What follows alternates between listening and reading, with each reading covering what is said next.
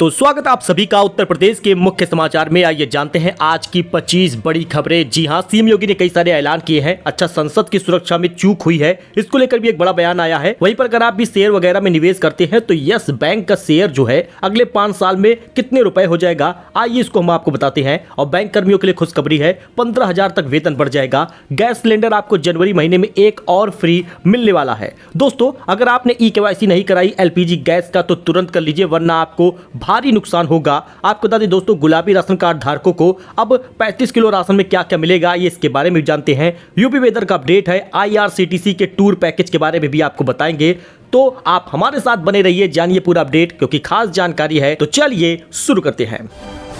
देखिए, सरकार ने कई सारा बदलाव किया है। शिक्षक भर्ती में 90% नंबर लिखित होगा और 10% इंटरव्यू के होंगे। आयोग की अधिसूचना जारी हो गई है। दोस्तों, प्रदेश में उच्च से लेकर बेसिक शिक्षा, अनुदेशकों व सहायता प्राप्त अल्पसंख्यक कॉलेजों के शिक्षकों की भर्ती के लिए गठित उत्तर प्रदेश शिक्षा सेवा चयन आयोग की अधिसूचना बुधवार को जारी कर दी गई है। इसमें आयोग के अध्यक्ष, सदस्यों के चयन और अधिकारियों की योग्यता, साथ ही शिक्षकों की भर्ती के लिए आयोजित होने वाली परीक्षा व इंटरव्यू के बारे में विस्तृत जानकारी दी है। लिखित परीक्षा 2 घंटे के वस्तुनिष्ठ आधार पर होगी। लिखित परीक्षा के लिए 90% नंबर मिलेगा और इसके साथ ही 10% इंटरव्यू के होंगे। जहां साक्षात्कार नहीं होगा वहां लिखित परीक्षा के ही पूरे नंबर जोड़े जाएंगे।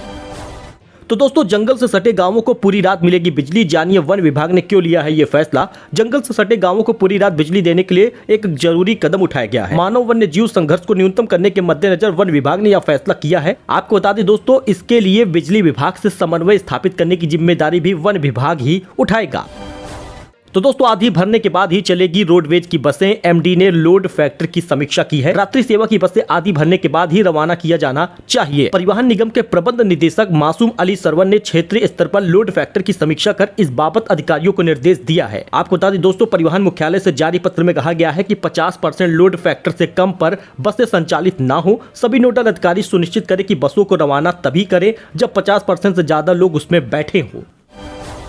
वही दोस्तों, 400 किलो का ताला बनाने वाले शिल्पी सत्यप्रकाश नहीं रहे। श्री राम मंदिर को भेंट करने के लिए बनाया गया था खास लॉक। सत्यप्रकाश शर्मा चाहते थे कि जब वह ताला अयोध्या में लगने के लिए जाए तब उसका नया स्वरूप देखने को मिले। इस ताले को नया लुक देने के लिए स्टील का फ्रेम सहित कई बदलाव करने थे। आर्थिक तंगी से जूझ रहे इस बुजुर्ग दंपति ने अयोध्या में ताला स्थापित करने के लिए प्लॉट बेचने की तक की बात कही थी। तो गैस सिलेंडर को लेकर बड़ा अपडेट आ गया है। अगर आप भी गैस सिलेंडर पाते हैं और उसकी सब्सिडी पाते हैं तो जरा इस खबर को जान लीजिए, क्योंकि एलपीजी गैस की ई-केवाईसी कराना आसान अब नहीं होगा। आपको बता दें, बस कुछ ही दिन बाकी है, उसके बाद अगर आप ई-केवाईसी नहीं कराएंगे तो आपको सब्सिडी नहीं मिलेगी।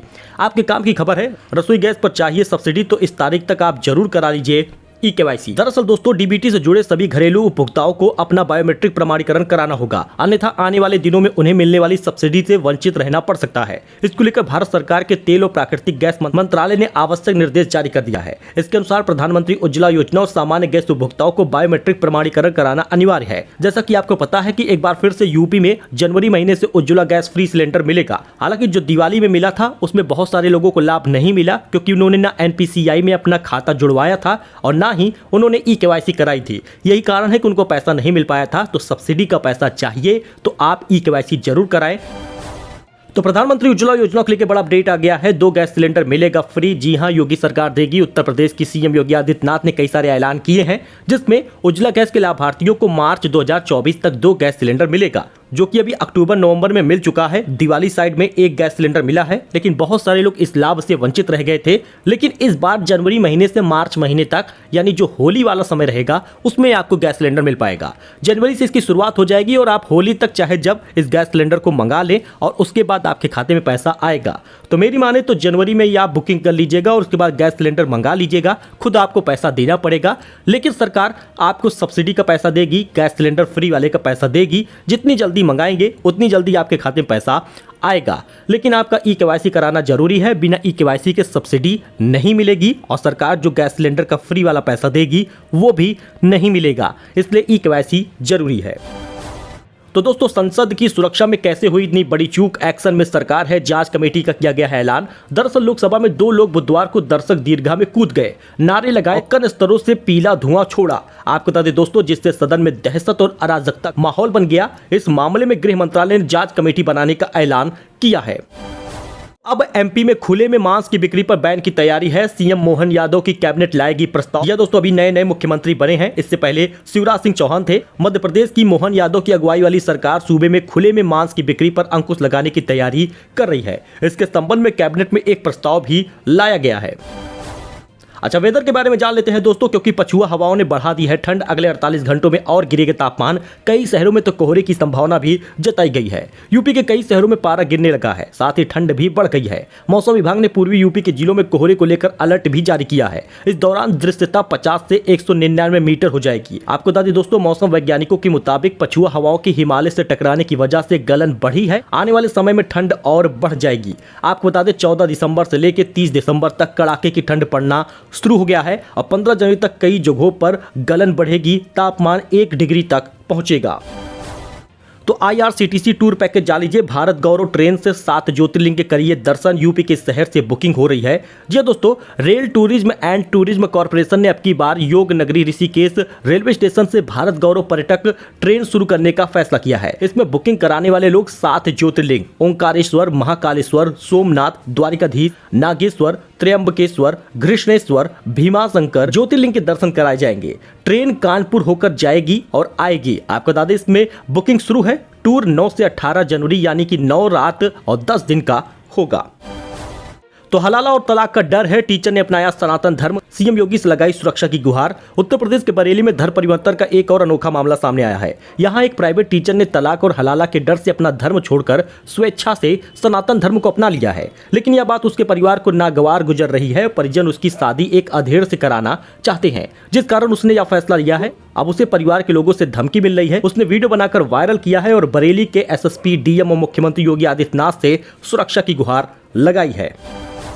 तो दोस्तों, यूपी सहित पूरे उत्तर भारत में कड़ाके की ठंड है। 2 दिनों तक भारी बारिश होगी। कोहरे का सितम जारी रहेगा। ये दोस्तों 17 दिसंबर को पूरे केरल में और शनिवार रविवार को दक्षिण तमिलनाडु में छुटपुट बारिश की संभावना है। कम से कम 11 राज्यों में भारी बारिश का अलर्ट भी जारी कर दिया गया है। जी आपको बता दें दोस्तों, इसके अतिरिक्त मौसम वैज्ञानिकों ने बताया है कि 17 दिसंबर को पूरे केरल से लेकर दक्षिण तमिलनाडु में भारी वर्षा हो सकती है। लेकिन आपको बता दें 14 दिसंबर तक असम, मेघालय, नागालैंड, मणिपुर, मिजोरम और त्रिपुरा में घना कोहरा का आलम बना रहेगा। वही बात कर ले उत्तरी उत्तर प्रदेश की, तो 14 और 15 दिसंबर को सुबह के समय घना कोहरा देखने को मिलेगा। लेकिन आने वाले 20 दिसंबर के बाद आपको कड़ाके की ठंड देखने को मिलेगी, जिसमें तापमान 2 डिग्री तक जाएगा।